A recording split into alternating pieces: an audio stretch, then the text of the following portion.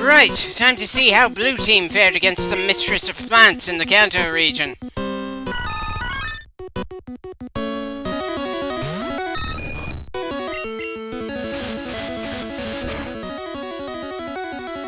Kind of wish Gust was a flying type move even back in the original game, but I suppose that would have made things more annoying for anyone trying to start the game off with a Bulbasaur, including us for the red team.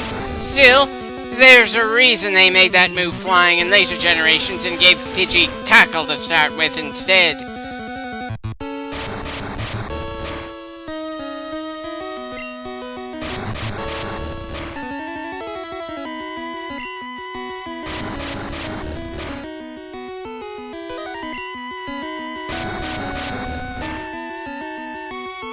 Right, already looks like Maniac is gonna suffer the same fate as Kohaku here.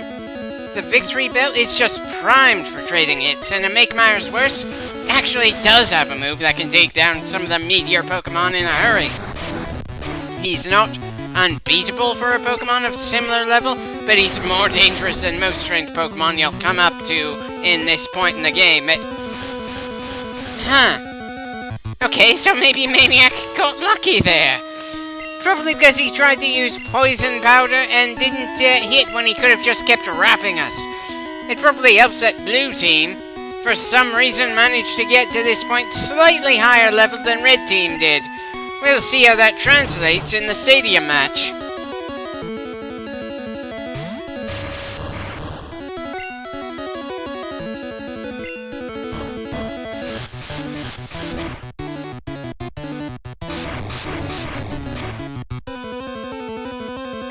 Oh yeah, Claymore is most definitely gonna take this one. Not really sure if Thunderbolt is hitting harder or weaker than Sonic Boom. Either way, that collection of vines that looks a bit like a bunch of wires is decidedly helpless against this lightning spewing ball.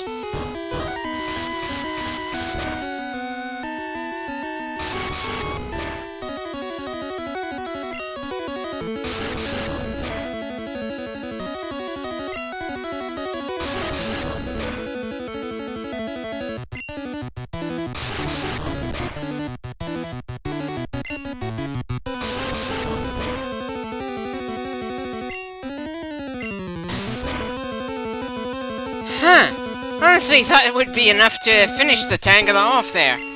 And of course now she uses a super potion that she for some reason refrained from using on her arguably best Pokemon. Why is it that I've been seeing better stalling tactics from Erica than we ever could have seen from Brock? Is it just the fact that she's the 4th gym leader and he was the 1st? Or is it more of a fundamental difference between grass and rock types? I would have thought that rock type would have been better at slowing people down, since it's literally a stone wall, where you have no choice but to smash through something extremely durable.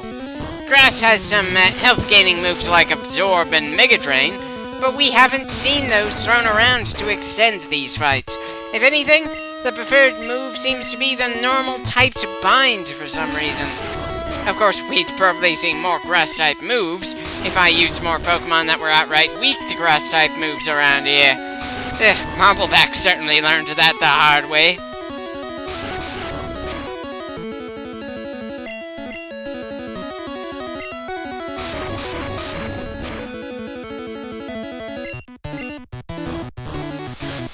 Okay, now I can't help wondering why there seems to be a difference between Bind and Constrict, since, at least in English, it sounds like the moves should essentially be the same thing.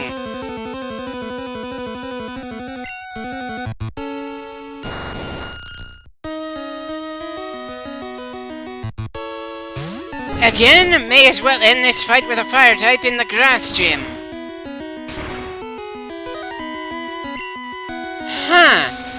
Seems about the same amount of damage that Garm managed to do.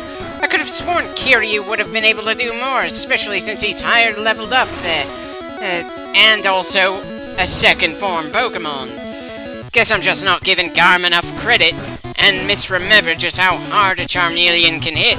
While I wouldn't say this is the toughest gym, we've certainly got 4 more after this one. It is most definitely a wake-up call. Especially if you're getting pretty complacent this far in.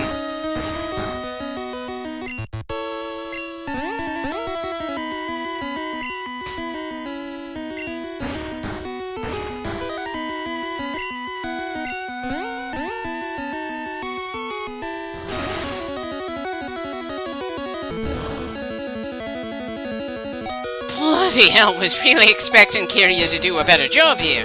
But I suppose that's what happens when you keep ending up sleeping through most of your damn fight.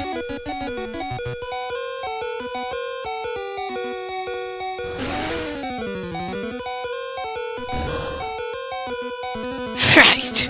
Woke up just soon enough to be knocked unconscious. Sure, she's only got one Pokemon left and Blue Team has quite a number of solid fighters ready, but still. Eesh.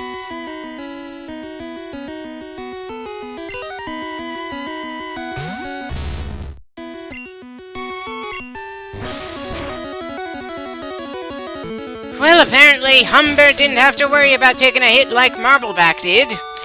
And with that done, we can go on to the Red versus Blue clash. I'd guess that Blue Team is going to be giving Red more trouble just based on the fact that they took less casualties than Erica, but not always the best measuring stick.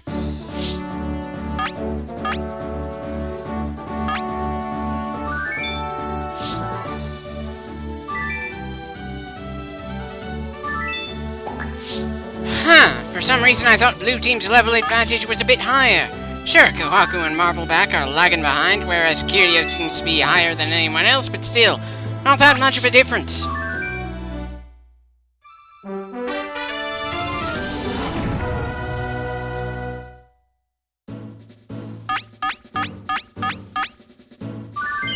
Kind of wish I could make my decision on who goes first about as fast as the AI does.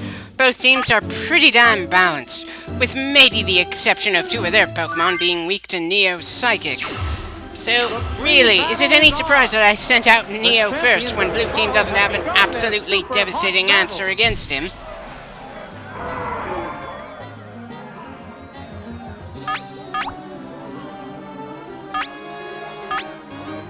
They strike fighting poses. Here's the first move. A decent hit. Possibly should have gone with Psybeam instead of Confusion, but to be fair, we've inflicted Confusion by using Confusion just often enough that I feel like, I kinda like the possibilities there.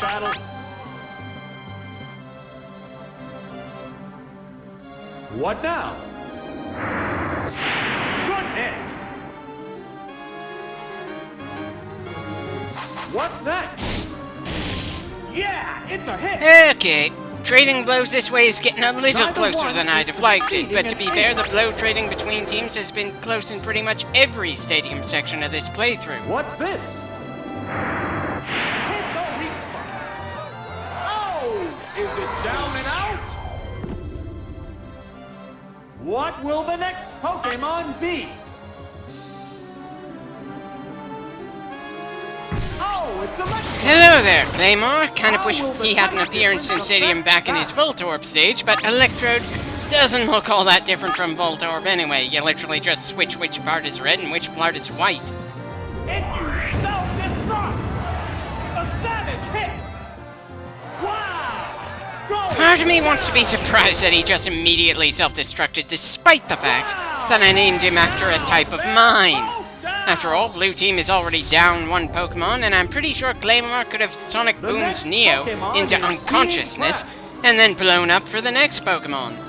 Still, 5 to 4 isn't that much of a disadvantage, and to be fair, Neo would have been absolutely brutal to a few of Blue Team's lineup anyway.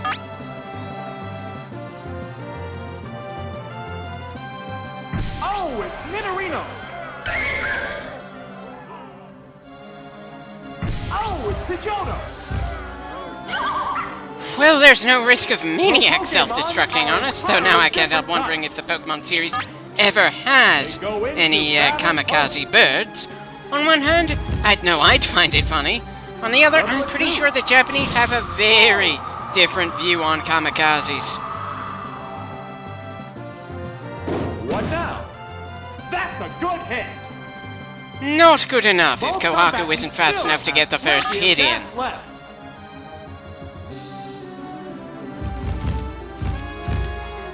What's next? A decent hit. What's this?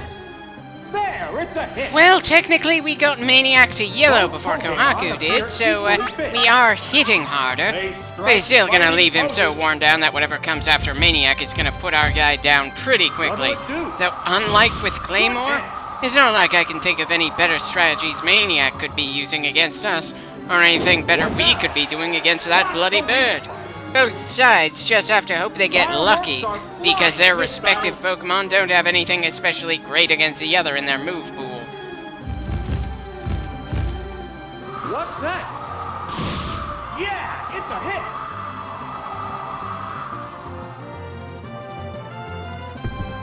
Heavy tackle. Boom. Oh, is it down and out? With the way he was stumbling, there's no doubt about that. Reserve Pokemon. Oh, it's Sandslash. Well, that's gonna be annoying since the only anti-ground moves we've got are on Phyllis. It's not like Takanapori has any water moves just yet. What's this? That's a good hit. What a slash! And the weak. Kind of surprised Kohaku managed the first hit, but yeah, that was about what I was expecting. The next Pokemon is being prepped. The combatants face each other. Oh, it's Traveler! Okay, so I chose to send the mountain of our team against their most durable member. Probably because Marbleback would have been completely helpless against our grass type anyway, while Phyllis would be able to hold his own. What'll it do? The attack wasn't effective. What now? A decent hit. Oh dear, we're gonna be at it for a while here. We don't have anything that's especially damaging to him. He doesn't have anything especially damaging to us.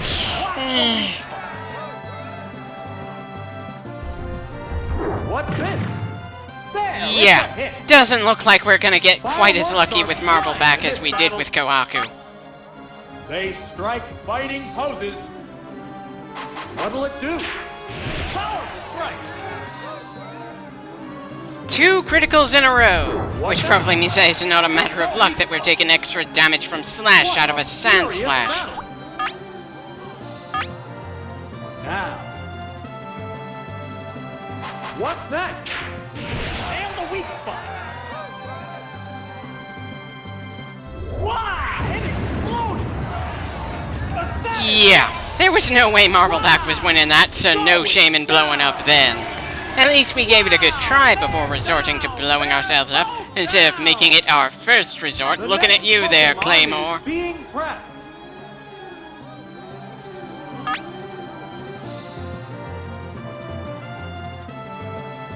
Oh, it's Rolla.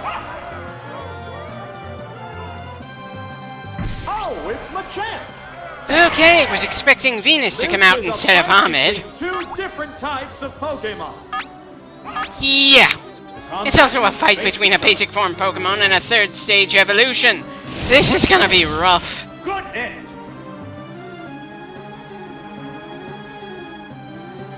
What'll it do? Drill that weak spot. Ah, shit, this definitely isn't gonna go well for us at all. Entirely my fault for bringing Garm out when I didn't know for sure if they'd throw their grass type out. But this poor Pooch is really not the right mon for this part of the fight. Karate chop. Block the weak. Oh, is it down and out? Down, out, and I'm feeling like a bit of a bastard here. They strike fighting poses. Oh, it's Yeah. Gallagher. Definitely should have sent Takanabori out against this bastard instead of Garm. But then, is it right to call an opponent a bastard when you've trained both of the fighters on the Commands field? are issued. What's that? There, it's a hit. What's this? Hit the weak. Okay, so Machamp is absurdly strong. Not really a surprise, but still annoying to have to deal with. What'll it do? Powerful strike. Well, at least Taki is going to have a good amount of health to start fighting off Blue Team's last line of defense. We'll see if 2-on-1 is going to be enough for Red Team to take another win over Blue. That's a good hit. Oh, it's down. There's only one Pokemon left in reserve. One Pokemon that unfortunately is strong against Water type. The remaining Pokemon stock is 2-1. The 10th battle continues.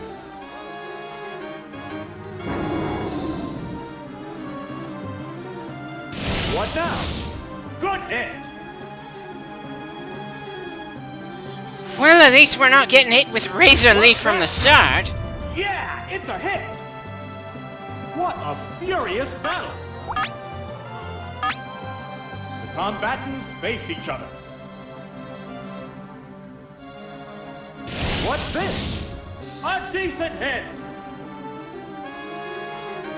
Okay, Takanapori is bringing it home yet again. Yet another very close struggle between the two teams.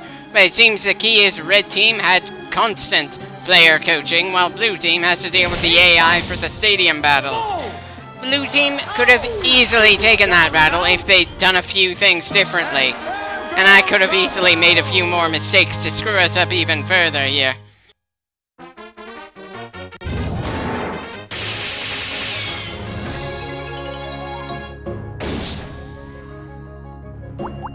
Well, with that done, I think we have enough time for one little mini-game or two before getting back to Pokemon Red. Granted, the mini-games I have in mind, well, one of them has a tendency to crash the N64 emulator, but still, it's not like the game crashing there is going to do anything to negatively affect the game as a whole and prevent us from playing the rest of Stadium in a different session. But I suppose before we do the whole Clefairy minigame, we'll hit the drowsy one since we saw plenty of Pokemon fall asleep in the Celadon gym.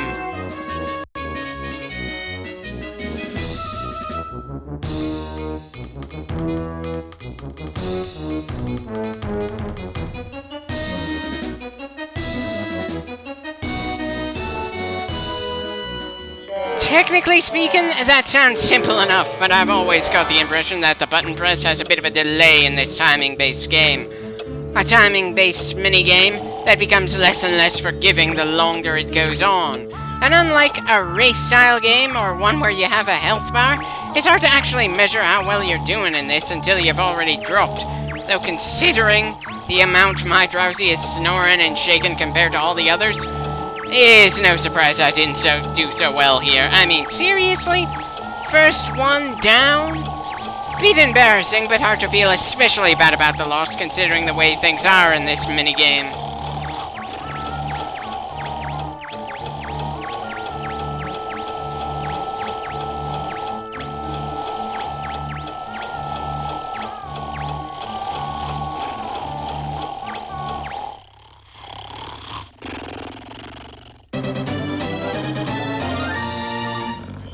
And even the winner conks out at the end. Really hard to feel embarrassed when even the winner is taking a nap after the contest.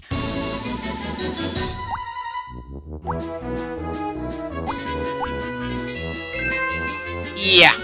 Ending this session with the game crashing seems like as good a way as any to end it.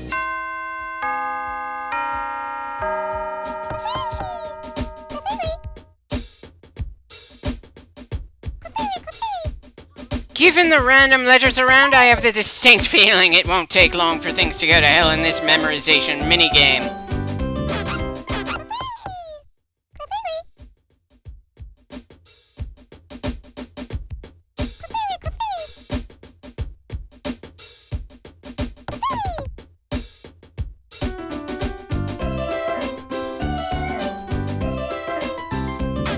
Considering how many times in a Metroid game I tend to check the map even for areas we've gone through dozens of times, you'd think I'd have gotten at least one knock to the head at this point, but I suppose Hey, remembering directions for a short amount of time is easier than remembering a map.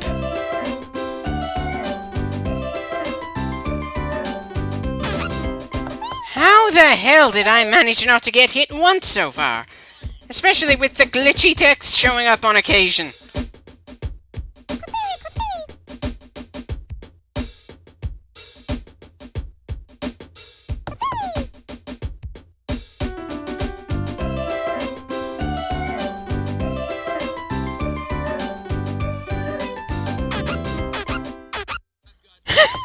You've got to be kidding me!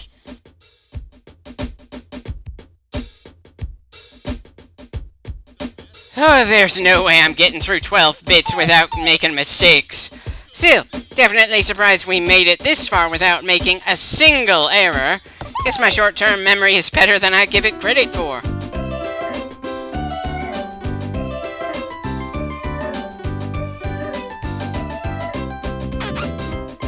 Right!